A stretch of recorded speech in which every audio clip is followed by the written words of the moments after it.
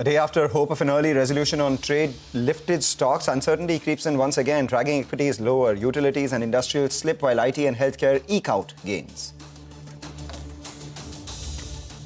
Promoter entity Indian Continental Investment has offloaded a small 0.8% slice of its 2.47% stake in flagship Bharti Airtel for over 9,000 crores. The transaction follows the sale of small lots adding up to 2% since November last year. AU Small Finance Bank gets RBI's approval to transition to a universal bank in the first such approval in 10 years. The license offers greater flexibility in business and eases capital requirement, giving profitability a fillip. LIC and Max Life Insurance post strong numbers, beating estimates on value of new business and new margin businesses, and the stock perks up. Gold prices jump on the COMEX after Trump imposes tariffs of import of 1 kg gold bars, the most traded lot on the bourse. Cryptos to get a boost with Trump allowing 401k retirement plans to invest in them.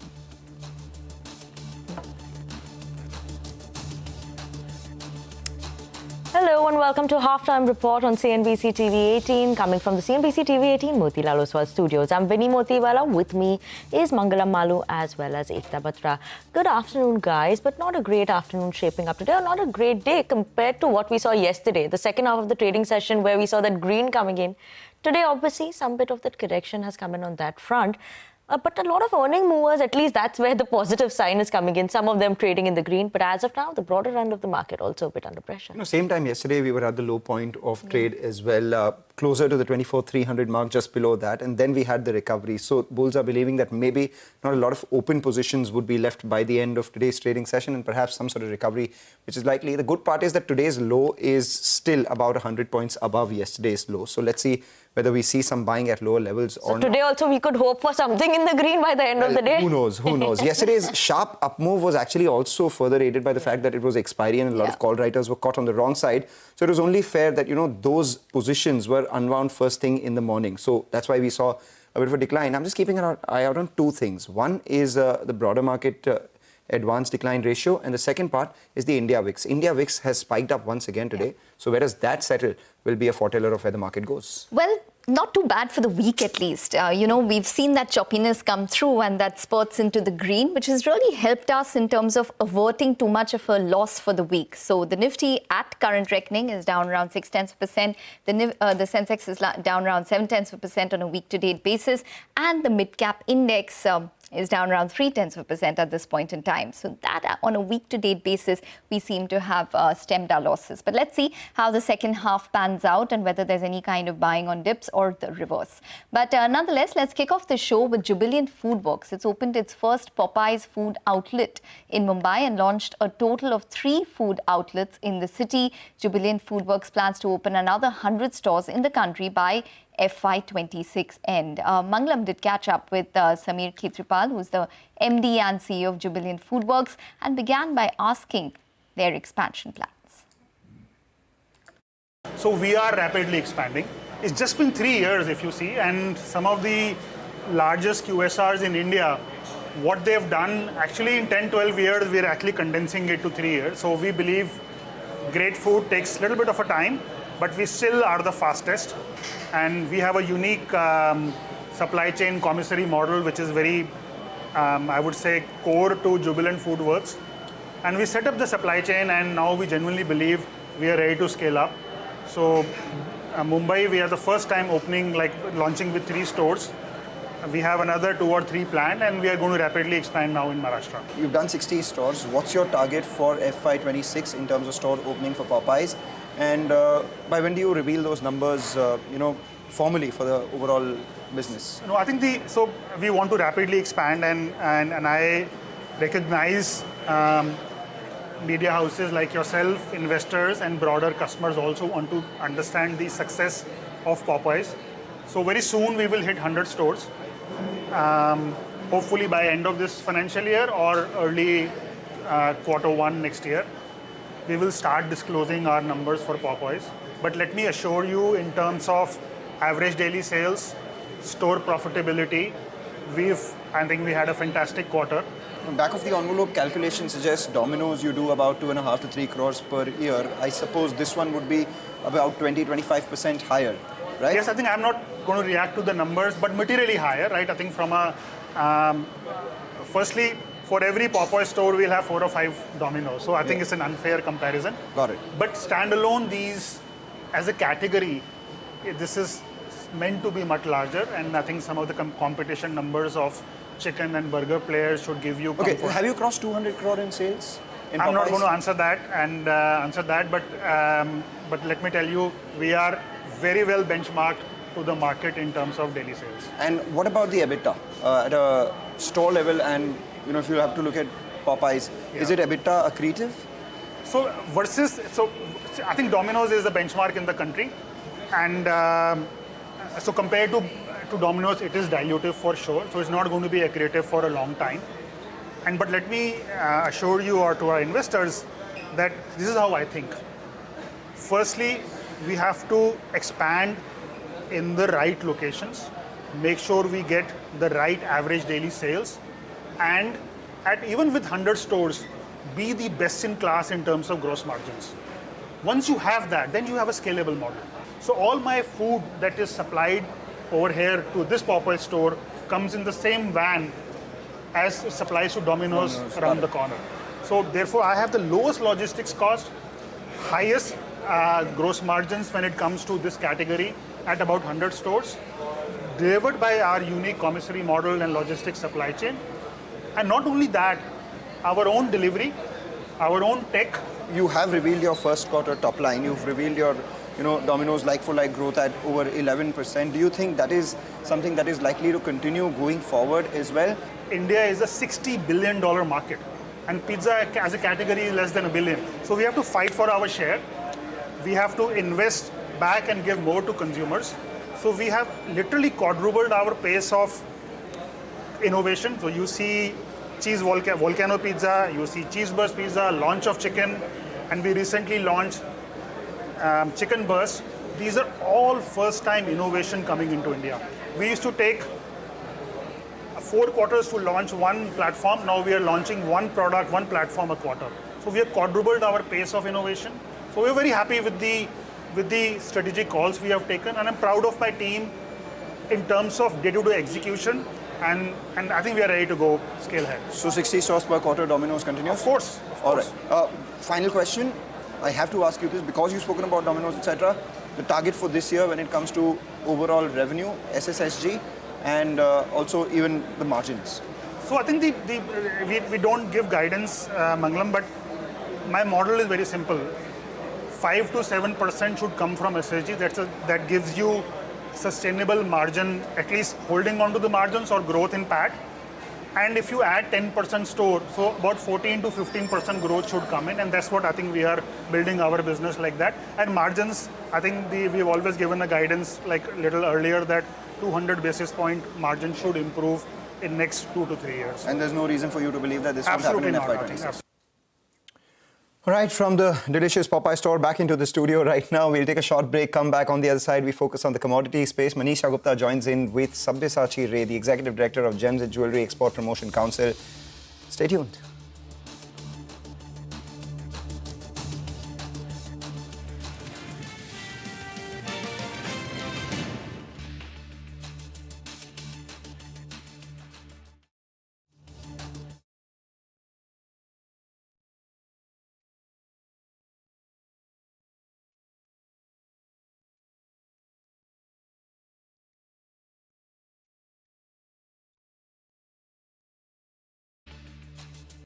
Welcome back, and joining us from DJPC is Sabyasachi.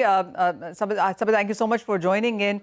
One after the other, there is some new notification or a legislation that hits the jewelry sector. I want to first start with what really came overnight, which we are reading slightly delayed by a week really, on how US perhaps will put tariffs now on gold kilobars and 100-ounce bars as well. This comes in from Switzerland, and this has led to a huge price disparity in the global markets. How have you read into this?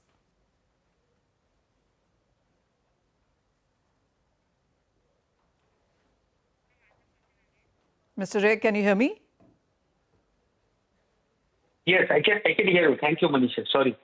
So, see, this one thing every day you are doing, that what the gold price trends, how it will move, where it will move, etc.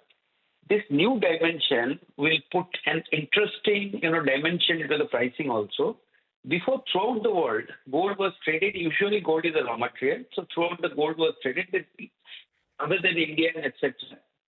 The gold bars were at zero duty, throughout the world, including US. So now, after this reciprocal tariff notification, what we have noted, and also we have told to your channel, that there's an Annexure 2 where certain goods have been given waiver of this reciprocal tariff, so duty. However, recently what has happened, in fact, yesterday only or day before yesterday, there's a customs ruling which has come. And US, including Mr. Trump, had also told that they want to be the refiners to the world. Throughout the world, we know that Switzerland holds one of the largest refineries in the world. I think 30 to 40% of the gold refining happens in that country only. US also have refineries, but one ruling has changed. I'll explain to you how it has changed. See, there are two HS codes, harmonized system codes, based on which the customs put the duty. In US, the ruling has clarified that 7108.135500 is the one which will be in Annexure 2. That means which is under waiver. That is other semi-manufactured forms of gold. However, gold has been always exported by Switzerland, including in India. It is imported under the code 71028.1210. So this 1210 now has been put under 39% import duty reciprocal tariff, which is applicable on Switzerland. And that has been clarified by customs. So overnight, the Swiss refined gold in US has become, 40% or 39% higher in price and etc. And because of that, the Swiss refiners had held back their supplies, creating a huge disruption in the gold supply chain in the world. Because the COMEX shows one of the largest volume of gold in the world from where it is traded. So this is what has created the disruption. Mr. Ray, this is clearly the last in the list, really, and thank you for explaining that. And well, if US wants to be the refiner to the world, I'm assuming that it will not happen overnight, and we might be looking at disparities staying on for some time. But the other concern really comes in from the diamond guys. I mean, with this 25% and now 50%, I mean, I remember the previous conversation I had with DJPC that 25% itself was a bit of a problem. The margins were absolutely getting squished and squeezed. With 50% on whether or not that happens, but that date is not too far away. The diamond business, how are you looking at those numbers now? Because loose diamonds, a lot of your members have stores in US. How are you dealing with this now? See, Manisha, again, just now as you have told, in the world, as I told, that if 30 to 40% of the gold refining happens in Switzerland itself, in diamonds it is around 85% or somewhere around 90% of the gold diamond cutting and polishing is happening in India itself. So overnight it cannot be replaced, as you have just told. However, the business will not be viable with a 50% tariff because diamond pricing, as we have already explained, that as it is very high priced good, percentage does not work. Now, if it is equally tariff, like, let's say your food grains or etc., it cannot hold because that is what is the issue, that in the consumer level, it cannot be traded, it cannot be sold with a 50% tariff range or overnight increase in price. So this is where we are right now.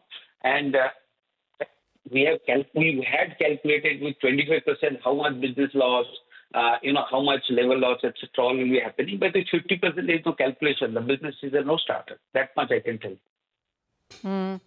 So where we stand right now, and again, July wasn't so great, 50 to 75% of a decline to US export. August, I'm assuming, could be much lower, would you say, Mr. Ray? And what is the sense right now? How are you dealing? How are you talking to your consumers in US? What is the quantum that you see happen for the month of August for jewelry exports? See, Manisha, give us some time. What I think the first numbers which is coming out, right now I'm not confirming. You give us another 5-6 days. In July, surprisingly, their export has picked up. Okay. So where it has picked up, how it has picked up, we're still analyzing. But of course, after this August with 25% after 7, see, 6th of August, whatever has gone, of course, it has happened the same way it has happened previously. People tried to move in their stocks in US. That is one of the story. But after that, whatever business is there, I do not believe with 25%, other than very select business, it will happen.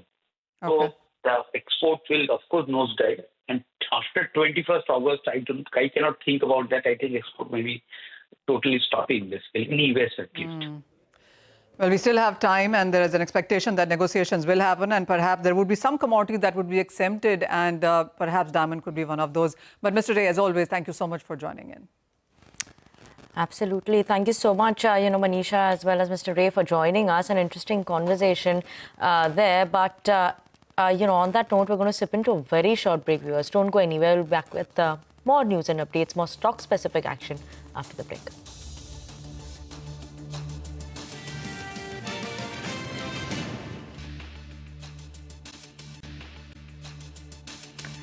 Welcome back. Well, for the markets week, we have the mid-cap index, which is down around 1% at this point in time. Some more details coming in from AUSFB, where they have said they have 18 months to achieve the transition to transfer promoter holding.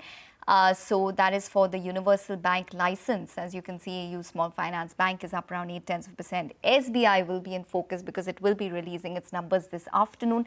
Do watch out for that stock. But let's now cut across to Vamakshi. She's going to take us through all of the stocks that are moving around in trade this afternoon. Well, absolutely, Ekta. In an otherwise weak market, there are several stocks that are moving around in trade. Take a look at M&B Engineering. This is a very recent listing. In fact, it listed along with NSDL and was overshadowed by some of the other big names. But today, the stock is up almost 16.74%. Keep in mind that it has seen an uptick of almost 23% from the IPO. In fact, this gain is also coming on the back of very strong volumes. Around 53 lakh shares traded so far as compared to 39 lakh shares yesterday. Aether Energy is another big mover. It has managed to hit a record high in today's trading session. The stock, in fact, in the last 5 days, is up almost 21.5%.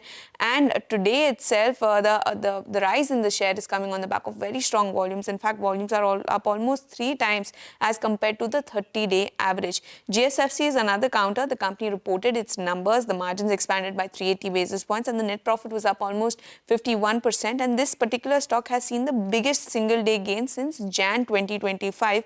1.24 crore shares traded in GSFC, and the volume is almost 20 times as compared to the 20-day average for this time of the day. And lastly, on the flip side, take a look at Kalyan Jewellers. Despite posting a good set of numbers with the net profit rising by almost 49% year on year, the stock is seeing the biggest intraday fall since Jan 2025. And this fall is coming on the back of larger volumes as well. 2.80 crore shares have been traded so far, which is 5 times higher as compared to the 30-day average. Okay, Vamakshi, thank you so much for that, and thank you so much for highlighting those stocks that are buzzing in trade today. But Nifty, as of now, is trading at the day's lowest point. 24,400 is what levels the Nifty is just managing to hold on to. On that note, we're going to again slip into a very short break, and after the break, we have the management of LIC joining in with us to discuss their quarterly numbers.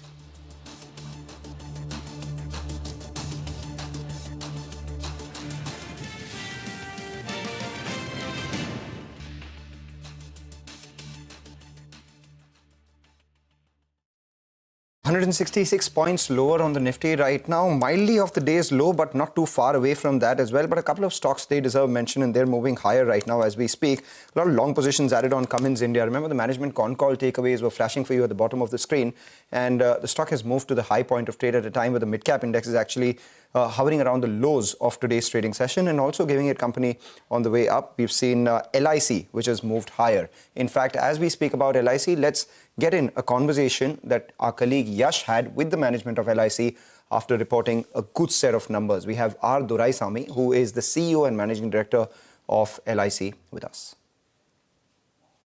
LIC has been continuously working towards showing a positive growth in every parameter that is being measured. All of you are aware that October last year saw a change in the product circular. The master circular got implemented, and we had to, the entire industry has to respond, and we had to respond with a modification to all the existing products. some changes had to be brought in only to become compliant with the new regulations. So that had caused a difficulty or a challenge in terms of the number of policies growth after 1st October. So that effect is still is there, but we are working very hard to see that we come back to positive growth over the corresponding period at any given point of time.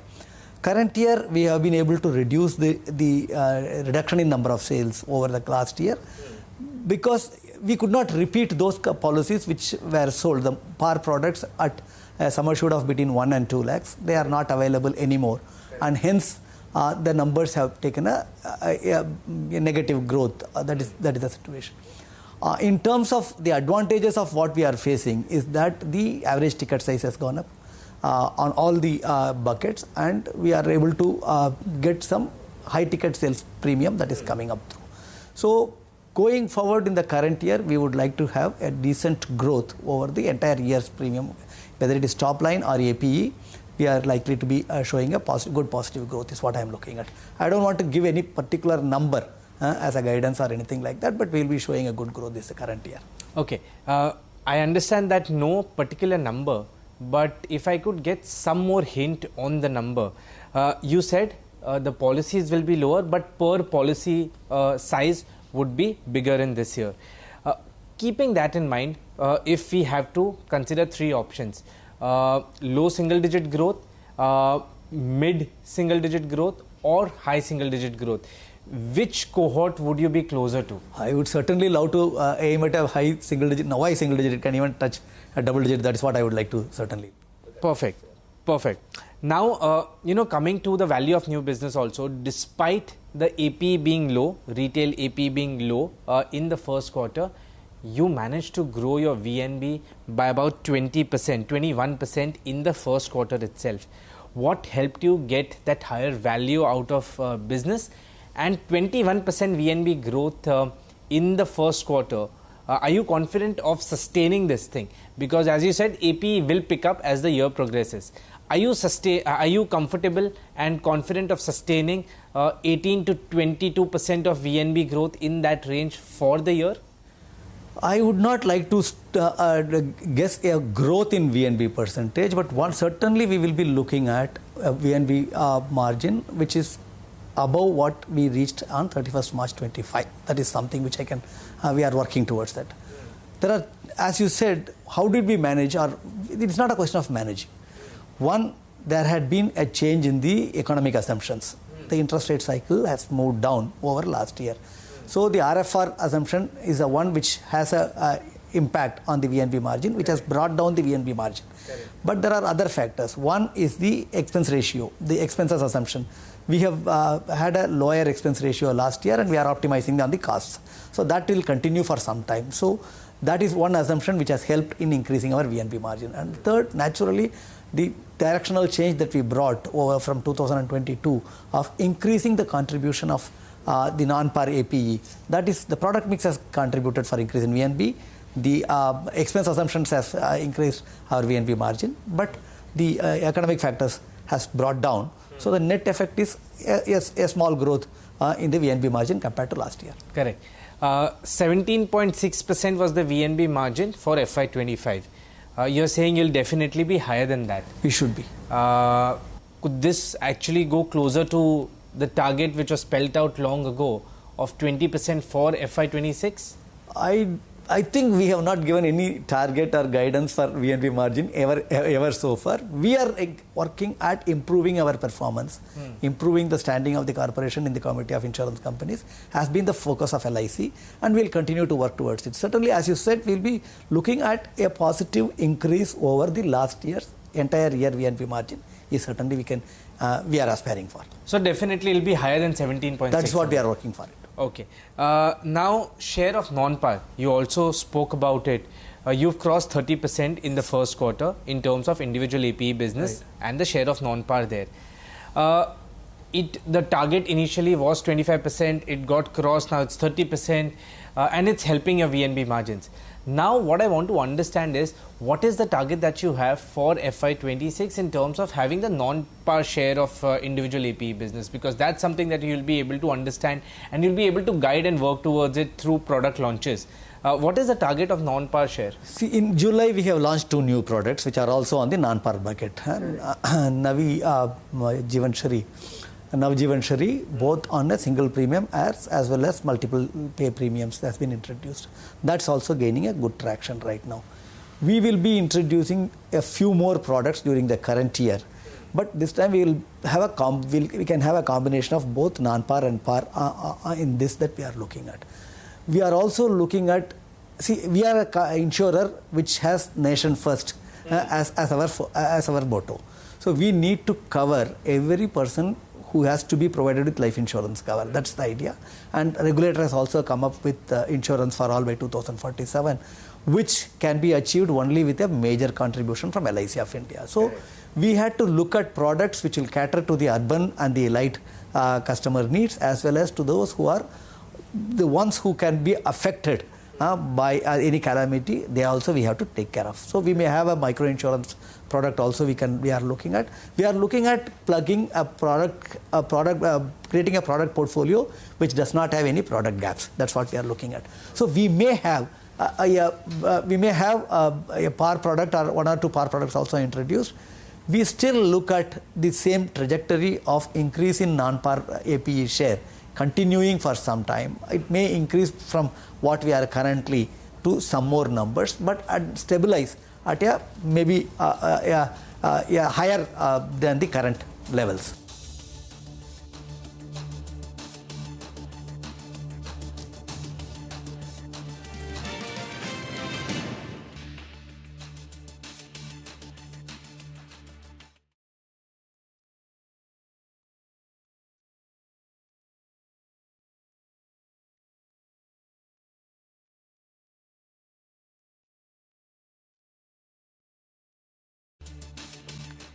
Welcome back. Well, for the market, still weak. In fact, the broader markets are showing further pressure. We have the mid-cap index, which is now down around 1% at the low point of the day. And the advanced decline ratio is also firmly on the declining side, around 2,000 stocks declining to around 1,850 stocks advancing on the Bombay Stock Exchange. Just want to point out that on a week-to-date basis within the Nifty stocks, Adani Enterprises as well as Apollo Hospitals are your top losers on a week-to-date basis. So Apollo Hospitals lost around 3% of its market cap. It's still due to release its numbers, and Adani Enterprises is now down around 7.6% at current reckoning.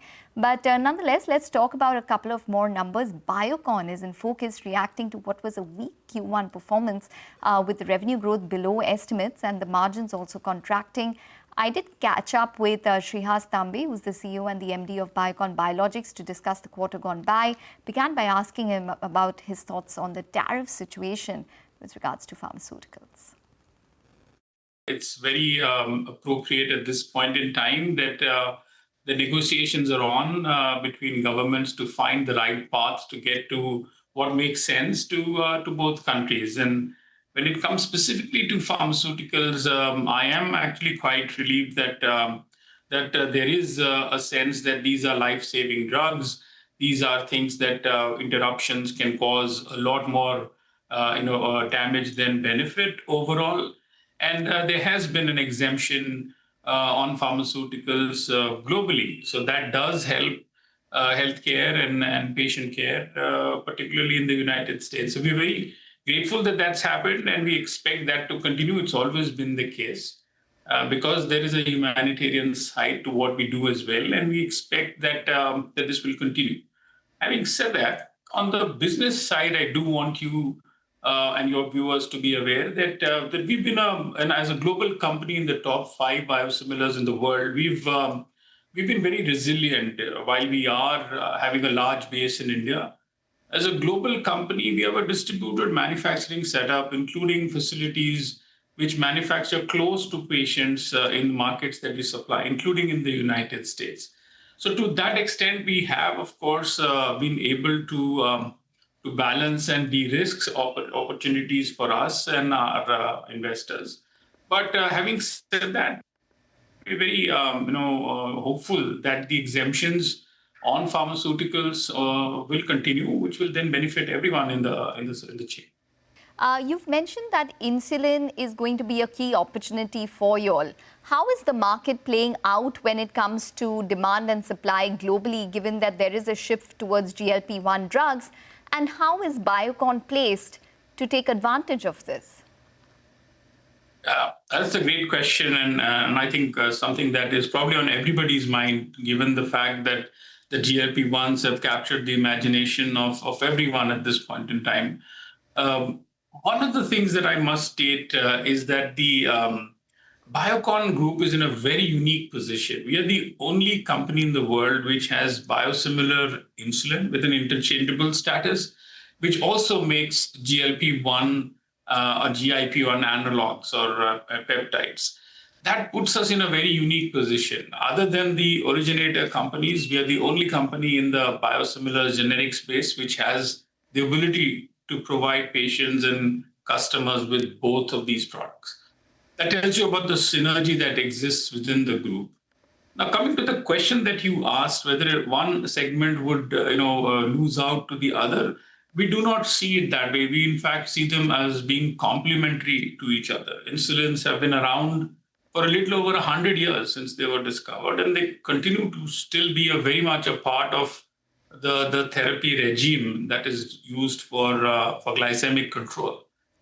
The GLPs and the other peptides certainly are an increase in terms of how you control your blood sugars, but also manage weight.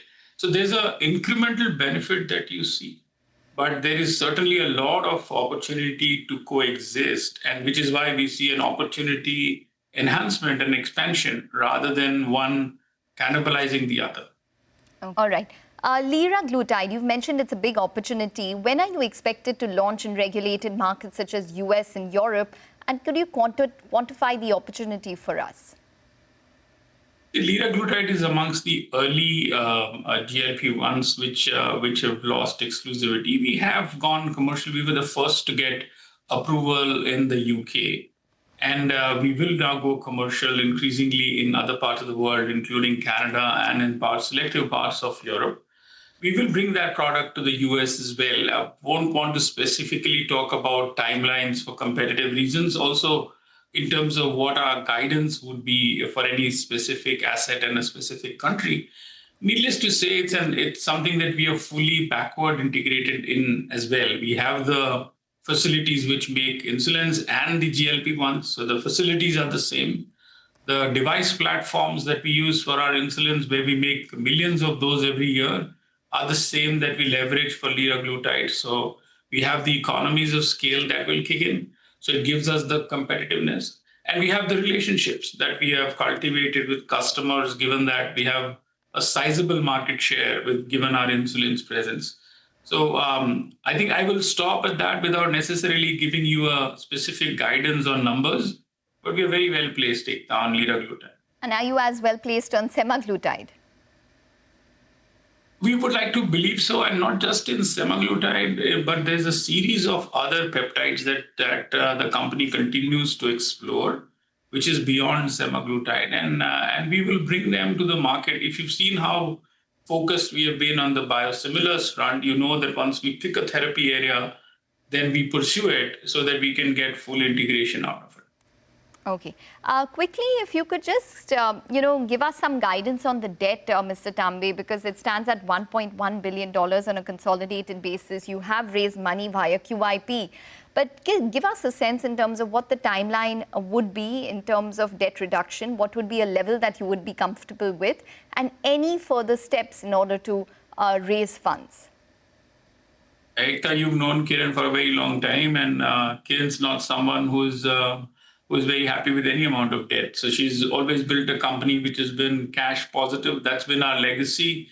We've never been leveraged. The leverage that you see and the one that you're discussing was taken up only when we did a very transformational acquisition a few years ago, which transformed Biocon from being a science and ops company, which was focused on development and science, to now being amongst the top 5 players in the world from a biosimilars perspective. So that's a massive opportunity for any Indian company to be on a global stage. And that's when she's made that decision. I think it's really a commendable piece. Now, coming to the debt part, the QIP has been a massive success. It was several times oversubscribed. We were able to raise 4,500 crores.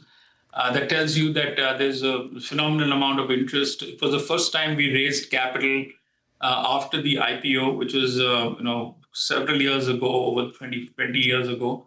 And I think that response tells you that there's a lot of confidence in the business that we have built and the story that is going to unfold coming from here on. The proceeds of that QIP has actually gone towards retiring some of the structured investors or structured debt, as Kiran's called them in the past, to see that we get those investors out and we allow more flexibility in terms of how we want to grow the business from here on. We've been able to retire Goldman Sachs. We've seen the exit of ADQ, in the business, and we will see more structured equity investors who've been with us for a period of time during the course of this fiscal. That's where the proceeds could be used for.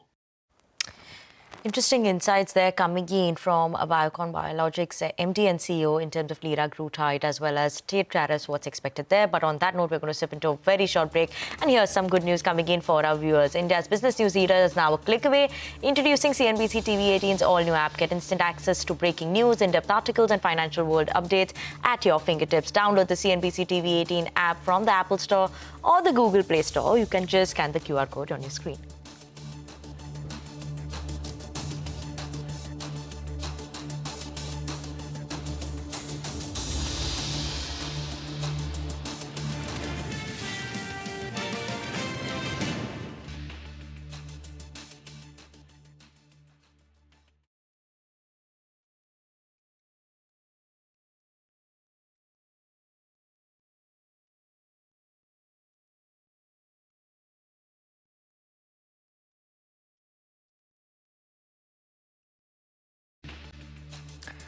Welcome back to Halftime Report on CNBC TV18. Let's look at some of these names that have seen a bit of an up move in the last 1 hour specifically. Kaplan Point, further up move has come in specifically in the last 1 hour. Sai Life Sciences, that also has seen a bit of an up move, 2% uptick in the last 1 hour specifically. And this is on the back of a good set of numbers that's coming from the company. Other than that, NetWeb Technologies, JM Financials are some of the movers, specifically in the last 1 hour. Kalpataru Powers, that is another one that's buzzing in trade. Medanta also managing to hold on to strong gains. Let's not forget, in terms of the markets, we did see, Nifty go to 24,400 during this last 1 hour. Now, where is it going to be headed? We've seen a bit of a 50-point recovery. But Mangalam, what's the FNO setup looking like? What are we watching out for here?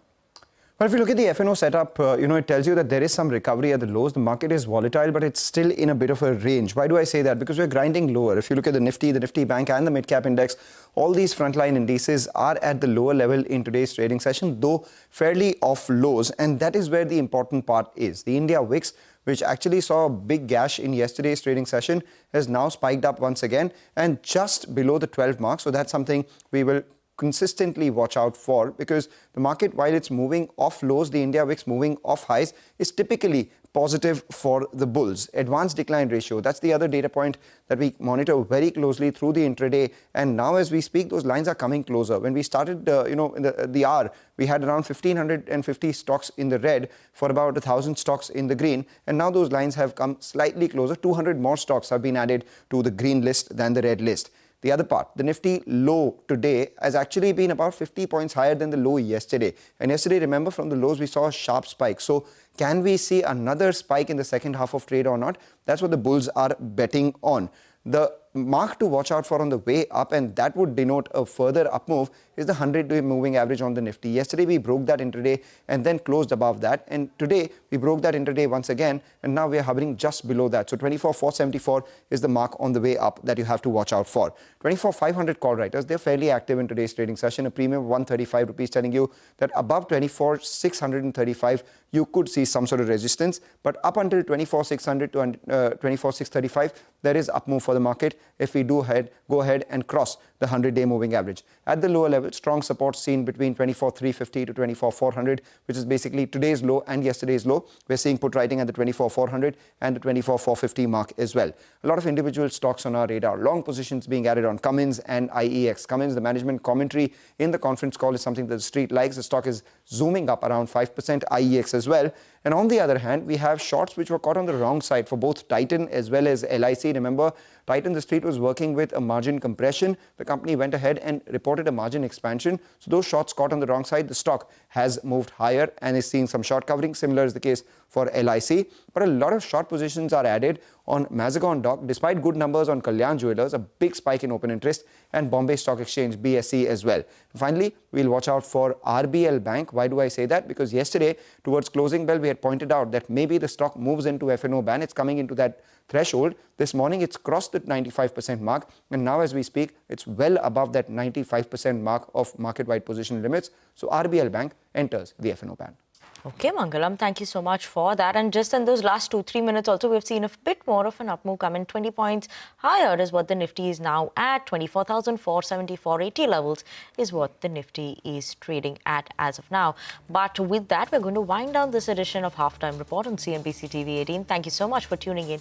Up next, your Business Lunch.